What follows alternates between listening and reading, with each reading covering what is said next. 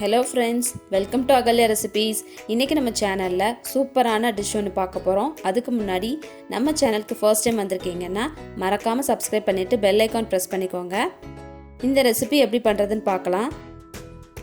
இந்த ரெசிபி செய்யிறதுக்கு நான் ஒரு சின்ன cauliflower எடுத்துர்க்கேன். அதை இந்த மாதிரி பெரிய பெரிய பீசஸா கட் பண்ணி எடுத்துர்க்கேன்.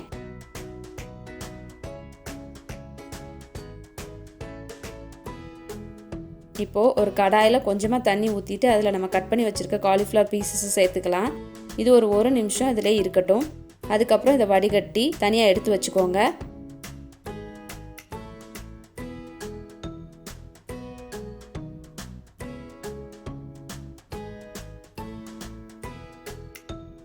இப்போ ரெண்டு பெரிய உருளைக்கிழங்கு தோல் சீவி எடுத்துர்க்கேன். அதையும் நம்ம cauliflower சைஸ்க்கு மேட்ச் பண்ற மாதிரி கொஞ்சம் பெரிய பெரிய கியூப்ஸா கட் பண்ணி எடுத்துக்குவோம்.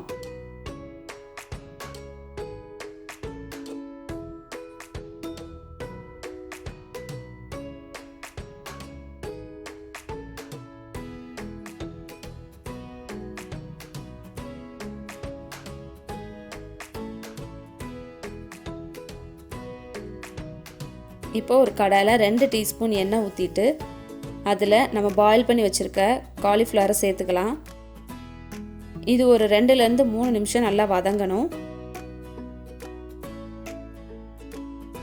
இது ஓரளவு நல்லா வதங்கிருச்சுனா சின்ன சின்ன brown spots அதுல தெரியும். அப்படி இருக்கும்போது நம்ம இந்த பீசஸை எடுத்துறலாம்.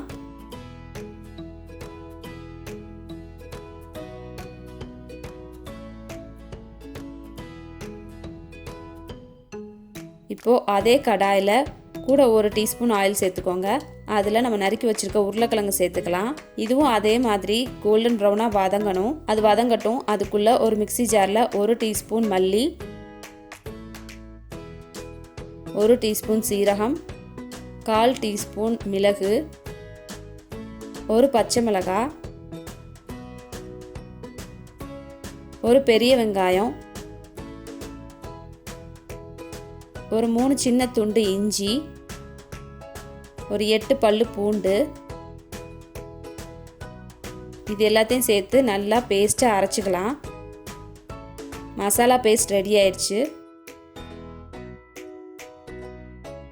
இப்போ உருளைக்கிழங்கு ஓரளவு நல்லா வதங்கிடுச்சு. ரொம்ப ப்ரௌனிஷாலாம் ஆக தேவையில்லை. நம்ம காலிஃப்ளவர் மாதிரியே லைட்டாக அங்கங்கே ப்ரௌனாக இருக்க மாதிரி வர ஆரம்பித்தோன்னே எடுத்துடலாம். இது நம்ம வேக வைக்கல, சும்மா ஆயிலில் வதக்கியிருக்கோம், அவ்வளோதான். இது ரொம்ப டேஸ்ட் கொடுக்கும், அதனால தான். இப்போ அதே கடாயில் 2 டீஸ்பூன் எண்ணெய் சேர்த்துட்டு ஒரு ஏலக்காய், ஒரு கிராம்பு, ஒரு அன்னாச்சிப்பூ, 2 துண்டு பட்டை, ஒரு பிரிஞ்சி இலை, இது எல்லாத்தையும் எண்ணெயில் சேர்த்துக்கலாம். இது நல்லா பொரிஞ்சதும் ஒரு பெரிய வெங்காயம் நறுக்குனது அதையும் இதில் சேர்த்து நல்லா வதக்கிக்கலாம். இது ஓரளவு நல்லா வதங்கினதுக்கப்புறமா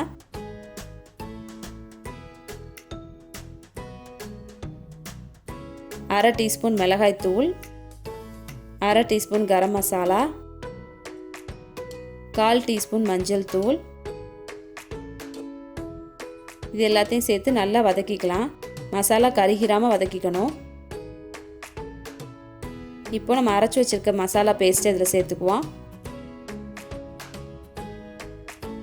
அதுலேருந்து கிடைச்ச தண்ணி அதில் பாதியை இப்போ ஊற்றிக்கலாம். மிச்சத்தை பின்னாடி சேர்த்துக்கலாம்.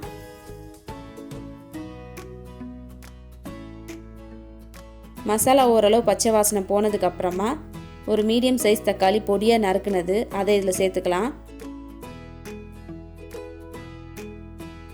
1 டீஸ்பூன் உப்பு, எல்லாத்தையும் சேர்த்து நல்லா வதக்கிக்கோங்க. தக்காளி ஓரளவு நல்லா வதங்கினதுக்கு அப்புறமா நம்ம மிச்சம் வச்சிருக்க அந்த மசாலா தண்ணியை அதில் சேர்த்துக்கலாம்.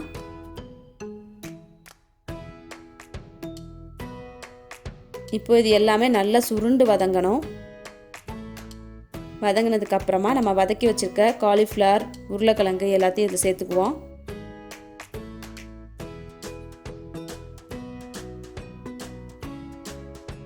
இதை இந்த மசாலாவோட சேர்த்து நல்லா பெரட்டி விட்டுக்கோங்க.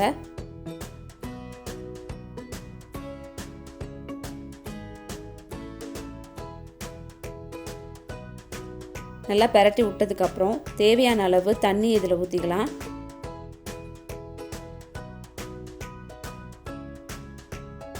இதில் எல்லாத்தையும் சேர்த்து நல்லா கலந்து விட்டுருங்க. இது ஒரு 10லேருந்து 15 நிமிஷம் வேகணும். நல்லா வெந்துருச்சுன்னா இந்த மாதிரி உருளைக்கிழங்கும் காலிஃப்ளவரும் ரொம்ப சாஃப்டாக தெரியும். அவ்வளோதான், நம்மளோட கிரேவி ரெடி. இது சப்பாத்தி, தோசை, சாதம் எல்லாத்துக்குமே சூப்பராக இருக்கும். இப்போ கிரேவி ரெடி ஆயிடுச்சு. அதில் கொத்தமல்லி இலை தூவி இறக்கிடலாம். இந்த ரெசிபி உங்களுக்கு பிடிச்சிருந்துச்சுன்னா லைக் பண்ணுங்கள், ஷேர் பண்ணுங்கள், மறக்காமல் சப்ஸ்கிரைப் பண்ணிடுங்க. தேங்க்யூ.